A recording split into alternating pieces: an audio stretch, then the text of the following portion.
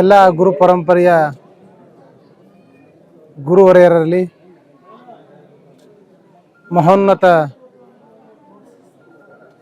ಈ ಭವ್ಯ ನಾಡಿಗೆ ಭಾವೈಕ್ಯತೆ ಎಂಬ ಬೀಜವನ್ನು ಬಿತ್ತಿ ಸ್ನೇಹ ಪ್ರೇಮ ಎಂಬ ಬೆಳೆಯನ್ನು ಬೆಳೆಯಲಿಚ್ಛಿಸಿ ನಾಡಿನ ಸಹೃದಯರನ್ನೆಲ್ಲರನ್ನೂ ಕೂಡಿಸಿ ಬಾದಾಮಿ ಒಳಗ ಶರಣರ ನಡೆಗೆ ಭಾವೈಕ್ಯತೆ ಕಡೆಗೆ ಎಂಬ ತತ್ವವನ್ನು ತಮ್ಮ ಜೀವನದಲ್ಲಿ ಅಳವಡಿಸಿಕೊಂಡು ನಾಡಿನುದ್ದಕ್ಕೂ ಇದು ಬಾದಾಮಿಯಲ್ಲಷ್ಟೇ ಅಲ್ಲ, ಈ 2-3 ವರ್ಷಗಳಿಂದನೂ ಈ ಕಾರ್ಯಕ್ರಮ ನಡೀತಾ ಇದೆ. ಇದು ಬಾದಾಮಿಯಲ್ಲಷ್ಟೇ ಅಲ್ಲ, ಇಡೀ ಕರ್ನಾಟಕದಾದ್ಯಂತ ನಾಡಿನಾದ್ಯಂತ ಶರಣರ ನಡಿಗೆ ಭಾವೈಕ್ಯತೆಯ ಕಡೆಗೆ, ಐಕ್ಯತಾ ನಡಿಗೆ, ಹೀಗೆ ಭಾವೈಕ್ಯತೆಯನ್ನು ಮೂಡಿಸಲಿಕ್ಕೆ ಪೂಜ್ಯ ಮುಬಾರಕ್ ಬಾದ್ಶಾ ಗುರುಗಳು ಸಂಕಲ್ಪವನ್ನು ಮಾಡಿದ್ರು. ಹಾಗಾಗಿ ಈ ವರ್ಷದಲ್ಲಿ ಏನಿಲ್ಲಪ್ಪ ಅಂತಂದ್ರು, ಅವರ ನೇತೃತ್ವದಲ್ಲಿ 8 ಕಾರ್ಯಕ್ರಮಗಳು ಈಗಾಗಲೇ ನಡೆದಿದ್ದಾವೆ. ಹಾಗೆಯೇ ಕರ್ನಾಟಕ ಅಲಾವಿ ಸಂಘ, ಈ ಸಂಘದ ರಾಜ್ಯ ಅಧ್ಯಕ್ಷರು ಕೂಡ ಅವರಾಗಿರ್ತಾರೆ. ಅಂಥವರ ಸಂಕಲ್ಪ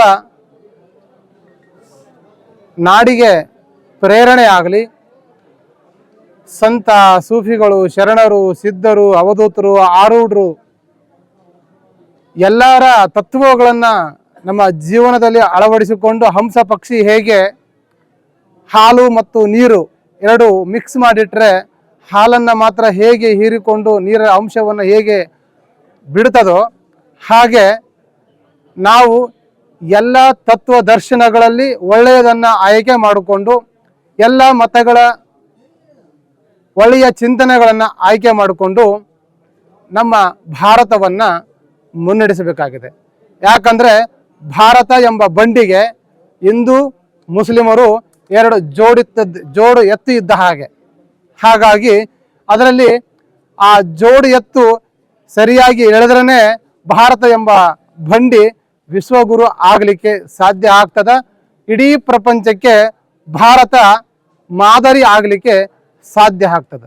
ಹಾಗಾಗಿ ನಮ್ಮಲ್ಲಿರ್ತಕ್ಕಂತಹ ಈ ಪ್ರಪಂಚದಲ್ಲಿರ್ತಕ್ಕಂಥ ವಿಷವರ್ತುಲವನ್ನು ದಾಟಿ ನಾವು ಶರಣರು ಹೇಳಿರ್ತಕ್ಕಂಥ, ಸೂಫಿ ಸಂತರು ಹೇಳಿರ್ತಕ್ಕಂಥ, ಬಸವಣ್ಣ ಹೇಳಿರ್ತಕ್ಕಂಥ ಶರಣರ ಪೂಜ್ಯನೀಯ ತತ್ವಗಳೇನಿದ್ದಾವ ಅವುಗಳನ್ನು ನಮ್ಮ ಜೀವನದಲ್ಲಿ ಅಳವಡಿಸಿಕೊಂಡು ನಾವುಗಳು ಒಂದೇ ತಾಯಿಯ ಮಕ್ಕಳಾಗಿ ಬದುಕೋಣ.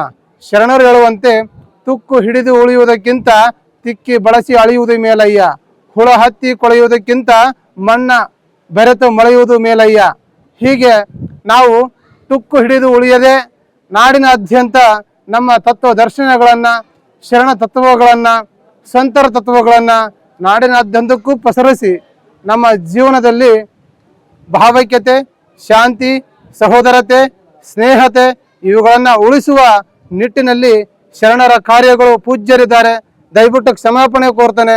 ಅವರಲ್ಲಿ ನಮ್ಮ ಮಧ್ಯೆ ಏನಾದರೂ ನಮ್ಮ ಈಗಿನ್ನೂ ಎಷ್ಟೇ ನಾವು ದೊಡ್ಡವರಾದರೂ ಕೂಡ ತಮ್ಮ ಮುಂದೆ ನಾವು ಸಣ್ಣವರೇ, ಏನಾದರೂ ತಪ್ಪುಗಳಾಗಿದ್ದಲ್ಲಿ ಕ್ಷಮೆ ಮಾಡ್ಕೊಳ್ತಾ ನಮಗೆ ಮಾರ್ಗದರ್ಶನ ನೀಡಿ ನಮ್ಮನ್ನು ಇನ್ನೂ ಇಂಥ ಕಾರ್ಯಕ್ರಮ ನಾಡಿನಾದ್ಯಂತ ಹಮ್ಮಿಕೊಳ್ಳಲಿಕ್ಕೆ ತಮ್ಮ ಆಶೀರ್ವಾದ ಅವಶ್ಯಕತೆ ಇದ್ದು, ತಮ್ಮ ಆಶೀರ್ವಾದ, ತಮ್ಮ ದುವಾ ಇರಲಿ ಅಂತೇಳಿ ನನ್ನ ಎರಡು ಮಾತುಗಳನ್ನು ಮುಗಿಸ್ತೇನೆ. ಧನ್ಯವಾದಗಳು.